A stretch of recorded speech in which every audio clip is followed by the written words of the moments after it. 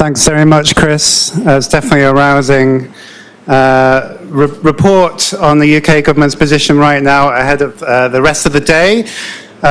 So we're going to change the stage briefly so that we can enter into our panel discussion. Children, as we know, are the group most impacted by the way our streets and cities are planned. Yesterday we heard first from Nikhil about how children's play and social lives are the foundation for a happy, healthy childhood. Then we heard from Scala about how building their everyday mobility and spatial freedom is essential to their lifelong health in the NHS. But the number of children being killed by cars may be decreasing, but at what sort of cost is the question there? In their new paper, Tim Gill and Alice Ferguson show that the cost children bear for keeping their lives has come at the sacrifice of everyday freedoms to roam, wander around and play. Or to put it another way, children are stuck inside so that cars can move more freely. So that's what this panel is going to discuss, and we'll just do a quick changeover and then we'll welcome onto the stage Tim Gill, Alice Ferguson, and also Ian Walker, Professor of Psychology from Swansea University, who's going to give his perspective on motor normativity, all chaired, topped off by Kat Woodhead, the Chief Executive of our partner Living Streets, who will chair the discussion and bring her expert advice. So bear with us a moment.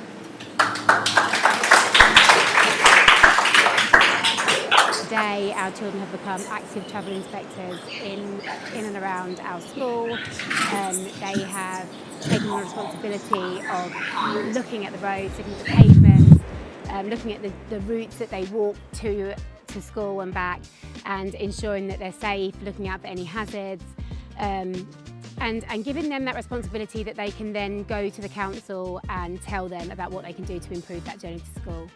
So getting young people interested in their journeys to school, how they get to school every morning. We know that lots of people are jumping in cars for the school run, and we think that there's huge opportunity to switch those journeys to get more people walking and cycling. And so with the junior active travel inspectors, it's great to have them looking at the roads, the pavements around their schools to make recommendations to the local council about how we can make it safer for kids to get to school walking, cycling. And, you know, I think getting kids active as well is really important. Getting them interested in their local neighbourhood is great. So there's nothing not to like about this scheme. And I'd like to say a very big thank you to Mode Shift and Active Travel England for all the work that they're doing on this. What children can tell us that the grown-ups and the inspectors and the officials can't is what their experience is like. And they can look at what they need, what must be true for them to be able to walk and cycle and wheel to school. And that perspective is critical. And it also teaches them about the world around them and makes them think about it differently and realise that these things are choices, and their voice is really powerful in this. Active Travel Inspectors is a free resource pack that consists of educational resources for schools to deliver their own neighbourhood inspections. The purpose of Active Travel Inspectors is to engage children in conversation about the streets outside of their school and to empower schools to advocate for better walking, cycling and wheeling infrastructure. The resources include everything a school needs to complete an inspection, and this will educate the pupils on the features that enable active and accessible travel in their neighbourhood and enhance their school journeys. If you'd like to find out more, visit the Mode Shift website for full details about Active Travel Inspectors.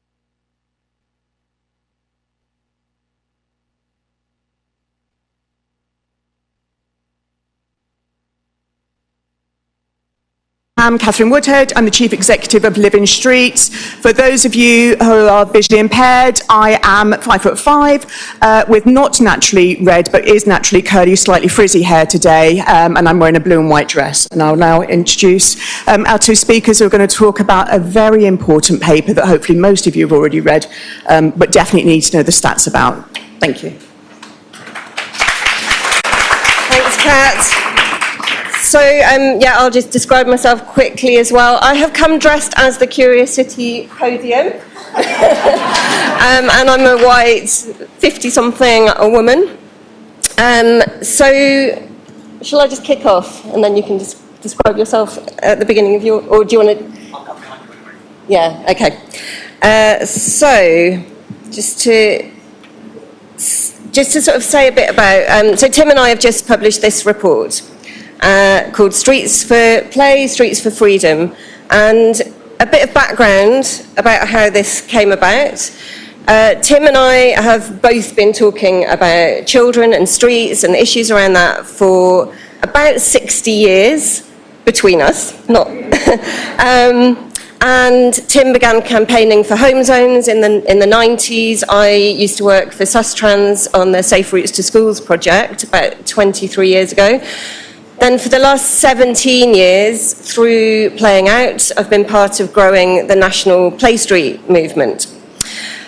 And the movement has grown. The movement for children's freedom has grown, as we can see. But the reality for children on the ground has not changed much in all that time. And if anything, I would say things have got even worse, especially for children facing inequality. We've both felt increasingly angry and frustrated at the lack of action. Whole generations of children who are now grown up have missed out on the everyday freedom that they need and that we all enjoyed as children. So this is kind of a play street. Play streets in themselves have had really great impact for thousands of children and communities. But perhaps more importantly than that, they've helped to make the case for bigger change for children. They have made children visible. They've made their need and their desire to use the streets where they live visible. And they've also shown really clearly that the main barrier to that is traffic. So, as they say, a week is a long time in politics. And also a PowerPoint can go out of date overnight, apparently. So last week's big news was that our soon-to-be ex-Prime Minister announced a social media ban for children under 16. And in doing so, he said he was not prepared to compromise on the safety and happiness of our children. Great. We now want to see the same ambition from our next Prime Minister when it comes to children's safety and well-being in the real world, in the streets and spaces where they live. So, what do we mean by a child lens? Well, in one way, we mean it literally. In terms of street design, we want every highway engineer to be looking through the eyes of a child when they're designing streets and spaces. Checking, does this, as Chris said brilliantly, does this work for an 8, 9, 10-year-old travelling independently? But we also mean a child lens more figuratively, so it's a way of prioritising children's needs within policy making, within strategy, within bigger picture decision making. Currently, amazingly, there is no legal obligation to even consider children as an equality group. So it's left to forward-thinking local authorities like Leeds and Hackney and a few others to implement child-centred built environment policies. As a first step towards any kind of social or spatial justice for children, that has to change. So this is our argument for a child lens. In a nutshell, we go into it in much more depth in the report. These are 10 good reasons why we need a child lens on streets and transport policy. So I hope you'll read the report, but we'll pick out a few of these today. So to begin with one very strong of these 10 good reasons, children themselves have been asking for change for decades. And all they are asking for is streets and spaces where they feel safe, where they can play out with their friends, where they can walk and cycle. A pretty reasonable ask. But has consulting children, asking them what they want, become a bit of an excuse for inaction? At a local level, as we heard yesterday, meaningful co-design with children to get things right is really important and good. But at a macro level, we know what children want and need. And our paper is a kind of cri de coeur, excuse my French, backed up by solid evidence for us, the adults in the room, to listen and to just get on with it. I'm just going to pass over to Tim now. Thanks, Alice. We're going to be switching backwards and forwards, so you can hold any feedback to the end. I'm going to give an overview of children and cars and how cars harm children. I'm going to flesh out the story a little and highlight some of the changes that we think are needed. And I'm going to show, I hope, why a child lens is such a powerful catalyst, both for improving children's lives and for reimagining streets and neighbourhoods. So, a car-centric society and car-dominated places not only kill and injure children, they also cast a long, dark shadow over children's health and well-being. And the most disadvantaged children are hurt the most. It's a perfect example of what Professor Nikhil Chowdhury was talking yesterday about, this evolutionary mismatch. And I think the best place to start with this is on road danger. Ever since cars first appeared in urban streets, they have posed a mortal threat to children. As the historian Peter Norton shows in his indispensable book, Fighting Traffic, there is nothing natural or inevitable about this.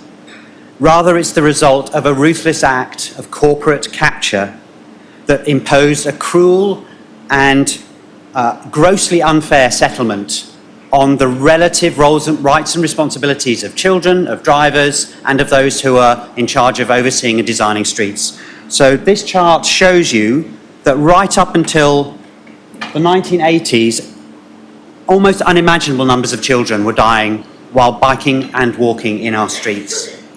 And moreover, the fall in the death rates since then, sometimes portrayed as a success in transport circles, has only come about, of course, because far fewer children are out and about in the first place. Now, it's almost impossible to make sense of the human loss that lies behind these figures. Each death is a personal tragedy, and yet the bigger picture is of systemic failures underpinned by deep-seated cultural and political, indeed moral attitudes. This is Alice Williams. She was killed by a driver speeding through a red light on a pedestrian crossing. We asked Alice's mother, Claire O'Neill, to help us with our report because we wanted to take proper account, or at least better account, of the views and concerns of the families of those who have lost the most, who've been worst affected by road danger. Claire pointed out that the graphs like the one I just showed you kind of gloss over that pain and loss because, amongst other things, they make these recent numbers, her own daughter, the loss looks somehow negligible or tolerable. So we created this graph, working with a designer, to better reflect the ongoing reality of child road death in the UK. And you can see that even today, on average, over 30 children every year die while walking and biking in their streets. That's more than a classroom.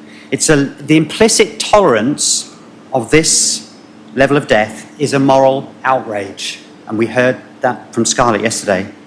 It's also proof, I think, of the size of the challenge in moving beyond a car-dominated world.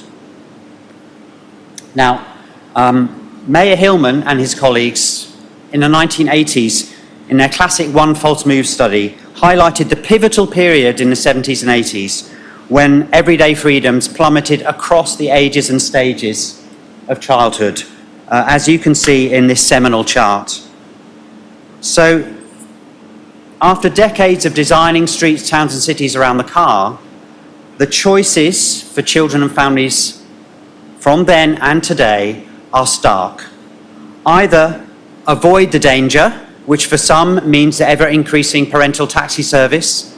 For others, it simply means being stuck inside, sedentary and inactive and isolated. Or on the other hand, risk death or injury. Now, this loss of freedom may not be quite so bad, may not matter so much if children were otherwise healthy and happy, but we know they're not. And again, we heard a lot about that yesterday. Their physical activity and mental health have been in relentless long-term decline, way predating screens, most acutely in those facing poverty and inequality. Traffic casualties and car-created air pollution on the one hand, and physical and mental ill health on the other, are two sides of the same coin, the coin of car harm. And car dominance, let's be clear about this, has turned our human habitats into places that are irredeemably unhealthy for the young of our species. Alice. Thanks, Tim. So, what needs to change? So, we've clearly created environments, collectively, the collective we, that are far from child-friendly. So this happens to be my two nieces trying to get to their local park, but these are the kind of environments that most children have to contend with every day in order to get anywhere. Tim and I, in the report, go so far as to say that children are the group most impacted, yet least considered in the way that streets are currently planned and designed. And the combination of lack of consideration for children and over-consideration of motorists has kind of resulted in an environment that's bad for everyone. And despite our kind of nice bubble in this room, car-centric thinking is still the dominant force within most highways departments. Amazingly, this junction is after a Safe Routes to Schools, council-led Safe Routes to Schools project. And it's pretty clear that nobody was using a child lens when they were designing or signing off this junction. So as Tim said, Mayor Hillman was a leading light talking about all this stuff in the 70s. And another thing he said was that our approach to road safety, basically putting responsibility on children, could almost say victim blaming.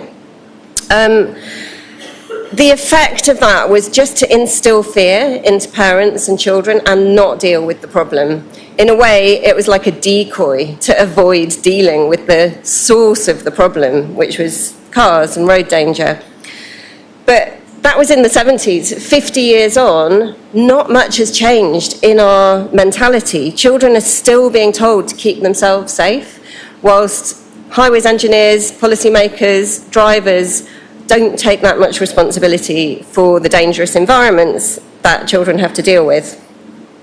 Cycle training, I can say this now because Chris is gone, has won huge funding and attention recently, which I'm not knocking, but it won't change anything for children unless we address what Chris himself on BBC Breakfast the other day called the biggie, which is road danger.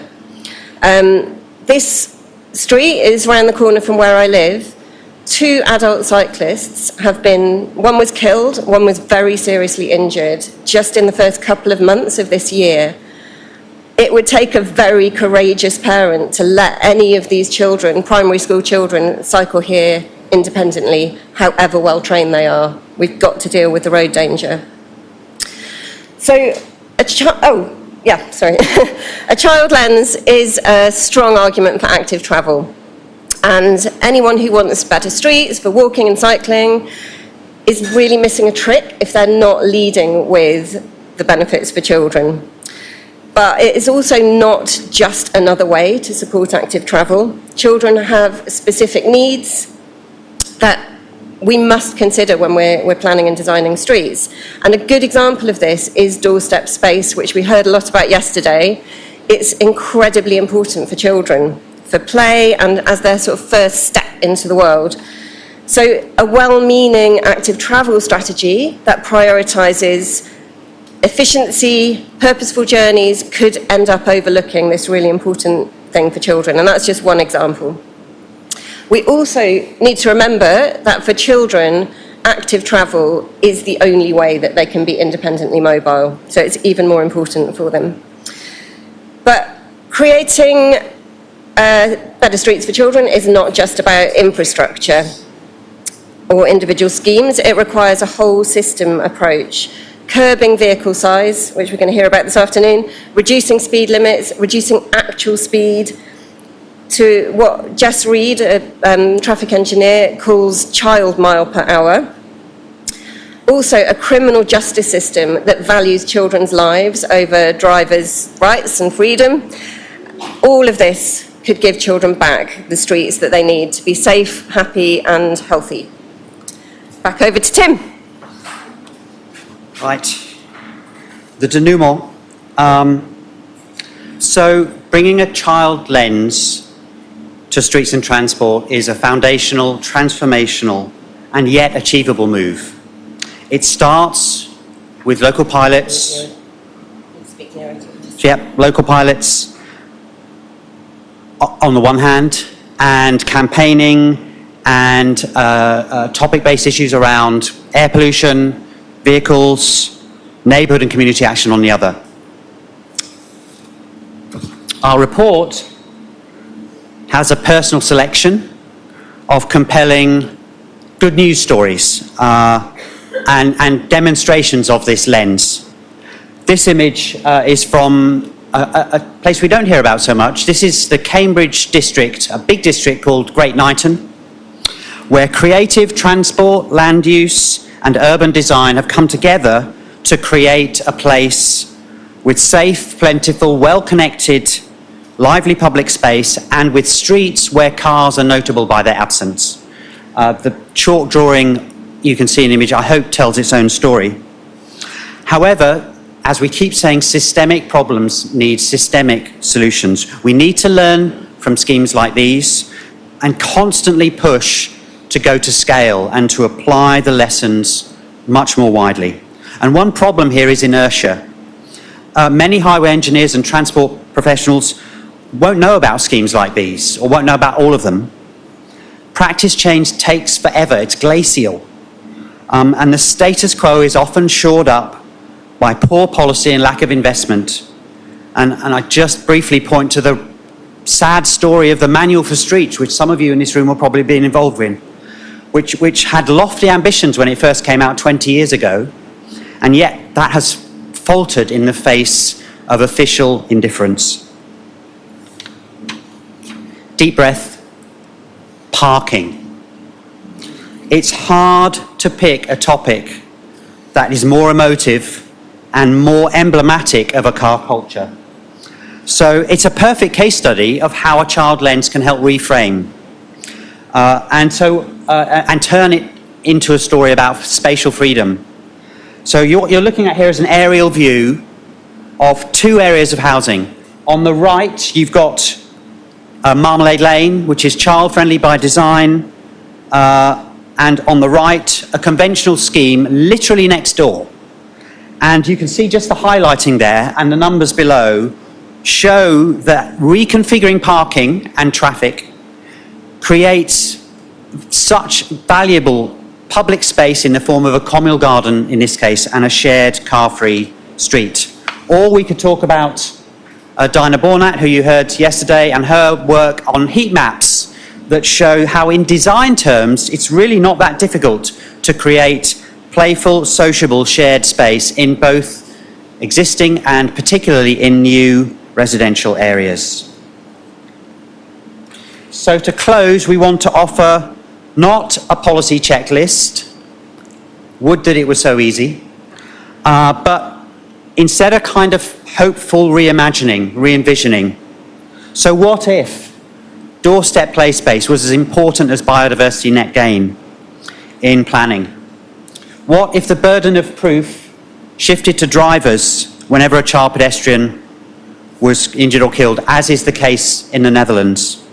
What if car designs were really strongly regulated to reduce the danger to those outside them? How much longer do we have to ask for that? What if boosting children's independent mobility, not just their active travel, was a strategic transport policy focus? So we know that moving beyond the motor age will not be easy and will take political will and ambition. And we know that that ambition is not just about children. As we heard from Chris, and as famously quoted by, no, not Tim Gill, actually, but Enrique Peñalosa, and before him, UN Habitat, the idea of the child as an indicator species. Nonetheless, we firmly believe that a child lens holds the key to radical change. Now, I'm going to go off script here because I had a nice final paragraph about the potential of a child lens, but I'm really conscious, and I'm sure you are, of the weird situation we're in right now, in this place, in this city, with this weather. And so ultimately, I think what we're offering here is hope. Right? We're offering a hopeful vision and a pathway towards a better place, a place that's better for children, a world that's tolerable, that's livable, and a goal and a compass point and a lighthouse and a direction of travel that we can all sign up to, even though some of us will lose out, because we know that future generations will see the benefits. Thank you.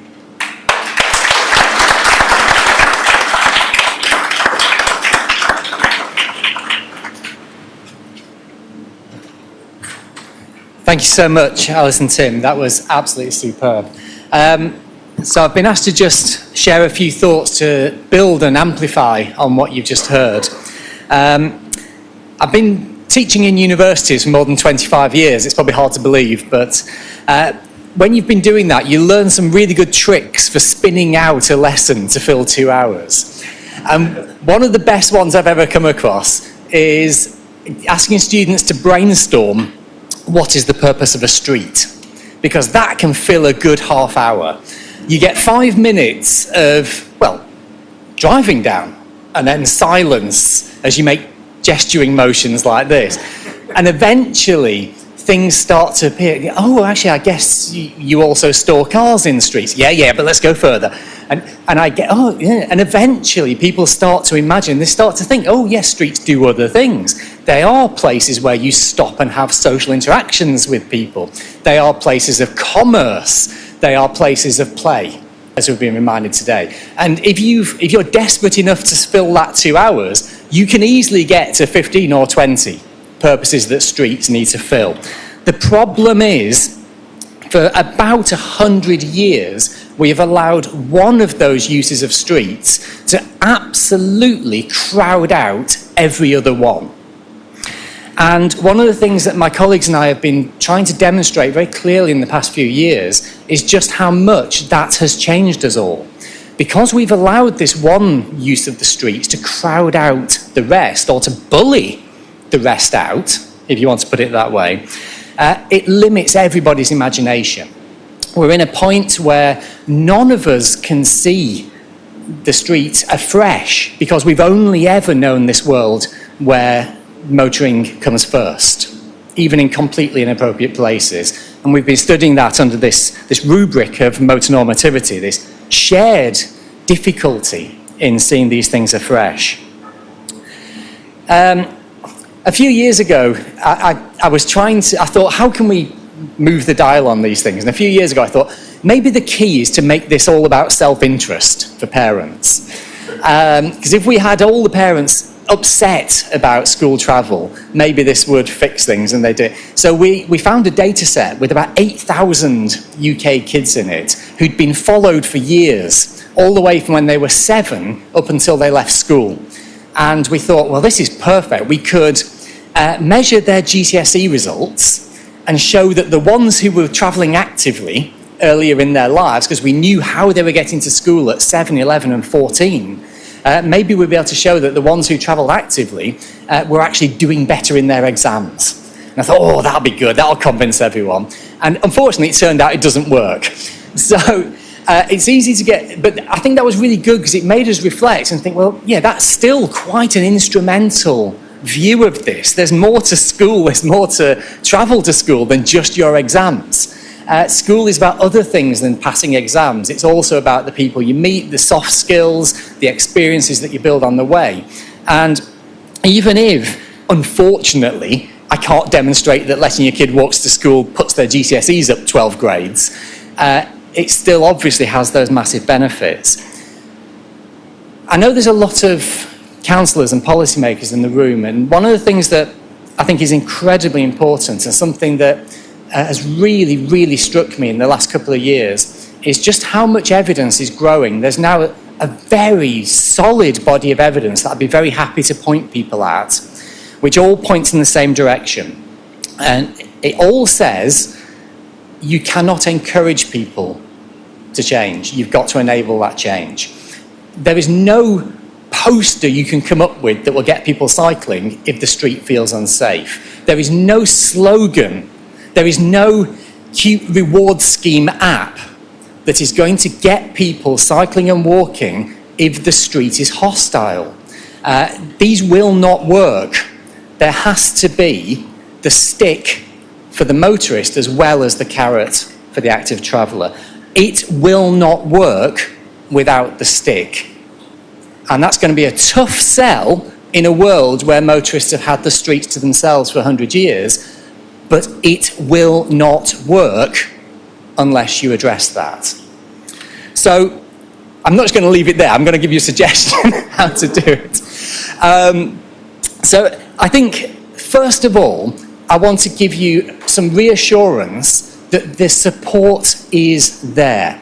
So we published a study last year where we assessed this phenomenon called pluralistic ignorance. If you go out, basically, most of us are very bad at judging what everybody else thinks about an issue. When we're in a minority, we tend to assume we're the majority, and when we're in a majority, we tend to assume we're a minority. This is a really common phenomenon, and we demonstrated it in the context of traffic. So when we go out to measure carefully hundreds and hundreds of individual people, we found, even in the USA, we found that most people thought it was more important to be able to travel without a car than with a car. Most people, pretty consistently, 2/3 of the people we studied in each country we looked at thought it was more important to travel without a car than with a car. We then asked the same people, what do you think everyone else thinks? And they said, oh no, they won't agree. Really, really consistently, people support non-car travel, they support the ability to get around actively, but the majority of people support that and at the same time think they are the minority. Now, the message I'd be giving to some of you as policymakers is first, the support is there. People do want this, but we consult wrongly. When we're thinking of making changes to streets, what do? We invite people to comment. And inevitably, a relatively small number of loud voices tends to dominate that consultation process. The majority who support change are staying quiet because they believe they're the minority. They're not going to come forward and shout for change in the street when they believe they're the odd one. So if you're going to consult, you've got to consult differently. You either do it properly and actually ask everybody, not just invite noisy voices to come forward, but you also need to recognise your own biases. You are the product of a motor-normative world. You are. I am. So when the loud voice, when the angry butcher shouts about the parking space outside their shop, you are predisposed to give weight to that argument because we have all grown up in a world where, of course, you can dump your car outside the shop. So we need to consult differently and we need to question ourselves as we run those consultations. Finally, I think the other thing that you can do is, first of all, frame this in terms of an urgent problem that needs to be solved. I had a meeting a few years ago with Jesse Norman when he was the roads minister, and towards the end of that meeting, he asked a quite useful question of, it's that typical politicians thing of, well, if you were me, what would you do? And it's a question I think about a lot. So these days, I've always got my big request ready, and my request is not, this design guidance or this parking space or this cycle lane or anything like that. My one request to policymakers is to say, there is an urgent problem. If we agree there is an urgent problem, the solutions can be worked out locally. But we've got to agree there is a problem to be solved first, and we've got to agree it's urgent. If we do that, we'll fix it. That's fine. But at the moment, we don't agree there is a problem. And the final thought I would give you is, if you've bought this, if you agree there's a problem, and of course you have because you're here today, one of the biggest things we might do is utterly reverse the burden of proof. In the decision-making process, in local government especially, the burden of the proof is entirely placed onto the people advocating change. This is ridiculous. The default position needs to become, our streets are going to radically change unless people who want to keep driving down them can provide evidence that that is the right choice. The burden of proof has to go on to the people advocating for the status quo, not on the people advocating for change. And if we all agree that change is vital and urgent, we can make that happen. Thank you very much.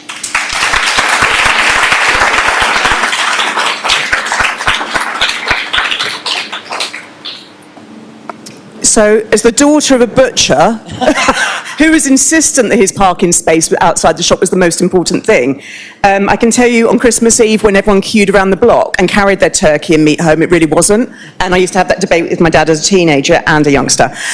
So I love that. Before I open up the floor to questions from the audience, I'm fascinated by the fact that when we have a baby and that baby takes its first steps, we all take videos, we all get very excited, we tell the whole family about it, and then we just take it all for granted after that.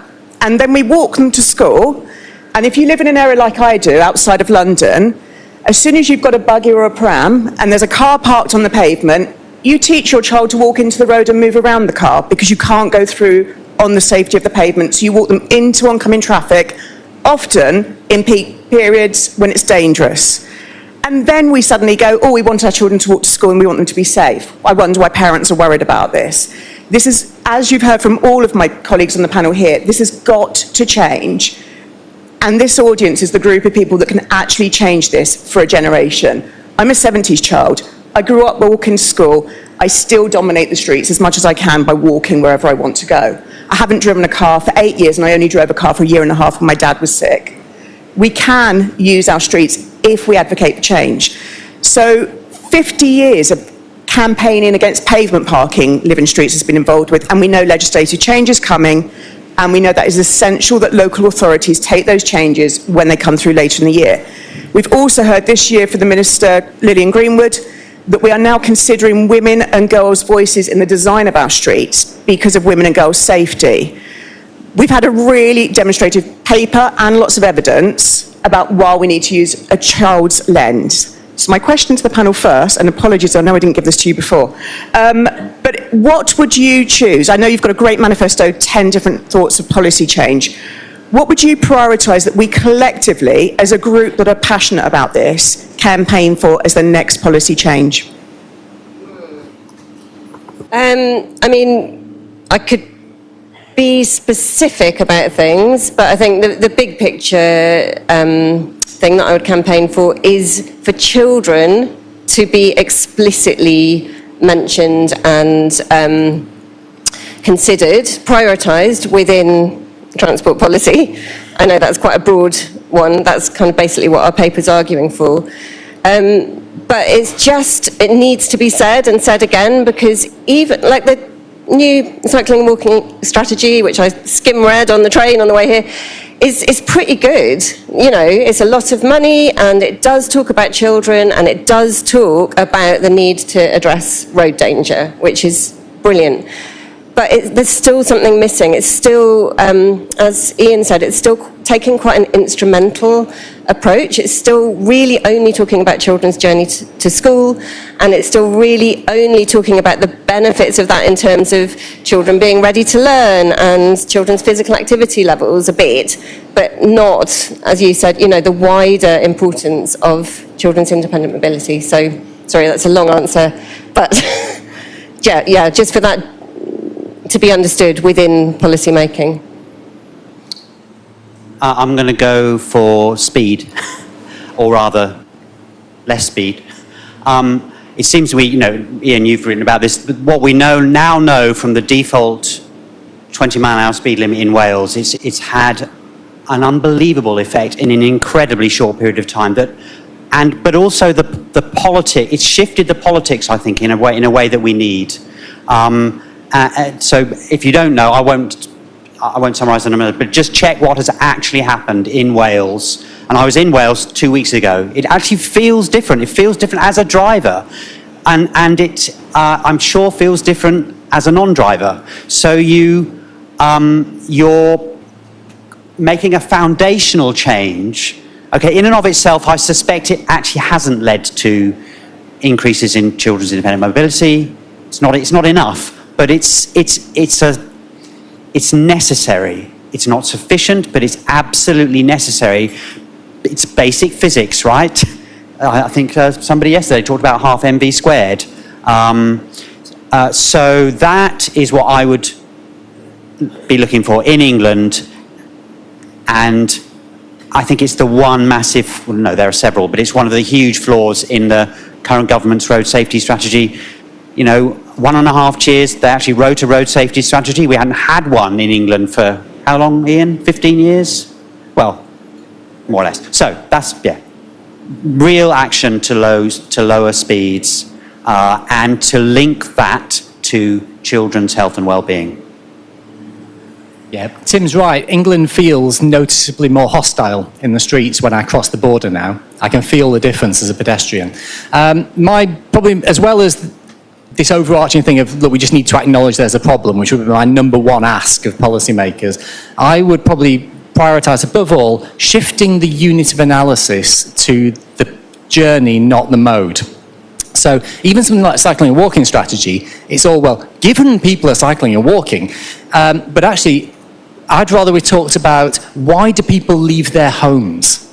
We know why people leave their homes. The number one reason is to shop. Commuting is actually somewhat down the list. Taking kids to school is further down the list. Socialising. There's lots of reasons people leave home. And at the moment, the problem is, for a lot of people, they only know one way of moving around when they do it. But if we were to focus on what are people trying to accomplish and give them a menu of ways to accomplish those things, then that would address a huge number of these issues. It's also potentially politically palatable across the political spectrum, because of course if you've got more left-leaning authorities, you might be thinking in terms of the social justice and the freedom for children, and at this end people like freedom of choice. People don't like being told they have to do something, so it works both ways. I think that's a really interesting point as well. Susan Drifford is somebody I worked with in my last charity. She's got a son, Joe, who has muscular dystrophy and uses a power chair. And they moved from England to Scotland. And she didn't realise until she moved to Scotland and then got in touch with me that every time they left the house, they went straight to the car because it was the only way they could guarantee they could move around to access somewhere. And now, having moved to Scotland, where there is no pavement parking where she lives, she's realised how much it's opened up their lives. And it was a fascinating story. And I think you're right, with the difference between Welsh and English roads already, Scotland and English roads already, we're seeing a difference. So I'm going to open up to the audience, if anybody would like to ask a question. First hand in the middle.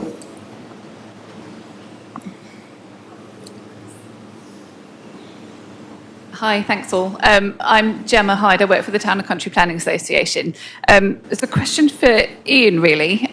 You talked about urgency framing, and it sort of made me a bit nervous, actually, because I can already hear it, but we've got a climate emergency, but we've got this, the economic crisis, we've got a cost of living crisis. So I was just wondering, if that's a way to do it, how do you cut through all the different urgencies? Probably, there's probably a lot of answers to that question. The one that comes to mind, though, and actually this tallies very much with something Oliver and I were talking about this morning, the problems of car dependency affect every aspect of government business. And the urgency is perhaps disguised to some extent that 20% of the problem falls in your transport department, and 20% falls in your health, and 20% falls in your policing, and the problem is diluted. And people don't see the urgency. And maybe part of the issue is, maybe one way to highlight the urgency is to show how this is affecting everybody's job. So that's maybe not the perfect answer, but it's the one that comes to mind immediately. Just to add to that, I would say they're kind of the same emergency. You know, I think that needs to be recognised, and this isn't in competition with tackling the climate emergency. It's really helpful. It's, you know, a child lens on streets is a really helpful thing in terms of making the case for more climate-friendly streets and cities. So, yeah, they're not at odds with each other. They support each other. And I heard a really interesting talk last week at another conference on feminist placemaking that made the case in Glasgow. They're using multiple lenses, like they use a feminist city lens and a child lens and a disability lens, all kind of on top of each other or alongside each other, and they all complement and support each other. So yeah, I think we've got to stop seeing these things as being in competition. Yeah, it's interesting. I've been in a few conversations, particularly with Chris Boardman and Active Travel England, and their latest delivery plan tries to tackle that issue that we find regularly, which is we actually cross so many of the departments. It is watered down. And how do we make sure we galvanise those statistics and get people to work together? I've sat in one meeting with a Minister of Health and a Minister of Local Transport. Unfortunately, neither of those people were still in those roles. But it was the first time I was told that those two ministers sat in a room together to try and tackle these issues. So I think we need to push the next Prime Minister to make sure there's that collective change. And if it is somebody who's been involved with the B Network, we've got a really good opportunity to do that. Gentleman on this end, please. Hi, Chris from Low Traffic Hackney. God forbid, if Reform win the next election, how easy or difficult will it be for them to roll back all of the changes, the advances we've already had, let alone the things that we're talking about doing in the future?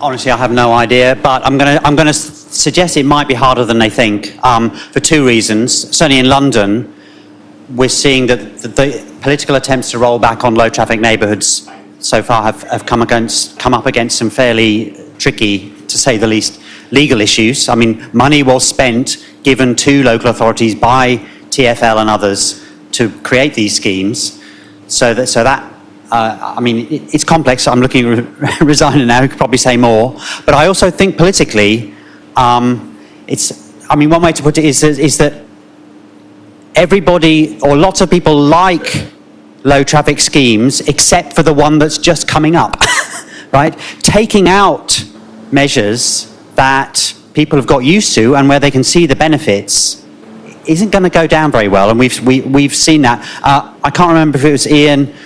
There are various ways of understanding this. One is the hill of hysteria. Have we got to think about the hill of hysteria later? Yeah, this, there's a fairly familiar pattern of when it comes to trying to introduce significant changes that affect lots of people's lives, and a degree of panic that such that comes as the measure just begins and then gets implemented. We saw it in Wales. And then within a fairly short period, you can reliably expect, especially if you've got the evidence from previous versions, that will completely recede, and actually people will say, what was all the fuss about? And, oh, by the way, actually, I like this stuff. So I think it will be more difficult, if not politically unacceptable, in many, not all, but in many circumstances. And just to add, I think for the people that don't want to see things rolled back, talking about children more, really making that a prominent part of the story will help, because it's it's fairly politically neutral thing to think that children should be safe and, have good lives. So I think that is a strong weapon that we've got against the forces that might want to undo some of the good work. Yeah, and just really briefly, I know we live in the era of shamelessness, but it would be an act of utter hypocrisy for a party that espouses individual choice and personal liberty and all these things to maintain policies that utterly strip those away from, I'm going back to my pluralistic ignorance thing here, from the true will of the people. Last question. I'm going to take, the gentleman over here, purely so I've moved across the room, if that's okay. There are 3 hands here. I don't know, I started there and moved across, sorry. Yeah. Thank you. I'm delighted to say I took some of your advice before I even heard it. I recently wrote a sustainable transport strategy for the organisation I work for, and I asked my 7-year-old daughter what she would do. And she came up with all the good ideas, all the good stuff I'd put in, and none of the problems. And I think that this is the nub of my question, really, is I then went round colleagues and said, well, what's the problem? And they were all adult problems. And I think the one that is most pressing in practice for a lot of people is a part of the corporate capture and the car dependency that we don't talk about enough, which is that when I say, can we put a rain garden in here and extend the pavement, my colleagues say, well, the council relies on the money from the parking to pay for the free school meals, to pay for the social care. And at the Treasury level, the amount of money they rake in from fuel duty is far too significant that without an alternate plan, we will hit the buffers with Treasury, just like I hit the buffers with my council finance officers saying,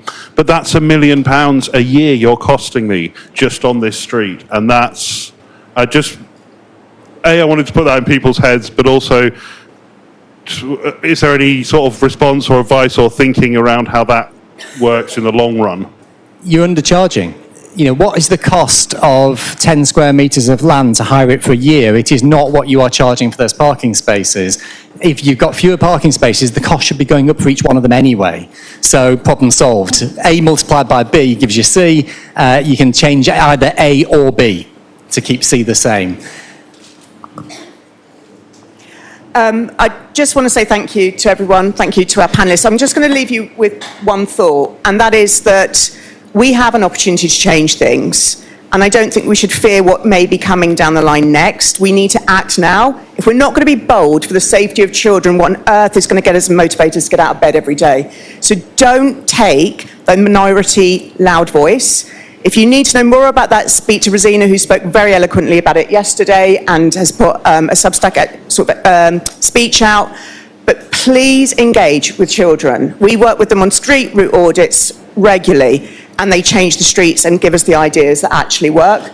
But do not give up on this, because actually this generation needs us to remember what it was like to have the freedom of the streets. Because if we're not careful, the generation that remembered that is going to be gone soon as we start to get towards retirement for some of us on this stage. So please make connections, talk to people. In fairness, none of us can afford to retire, so I don't know why I said it. But anyway, please talk to people in this room, make connections, but actually think about how you can make change and what you need from us to make that change. So thank you very much.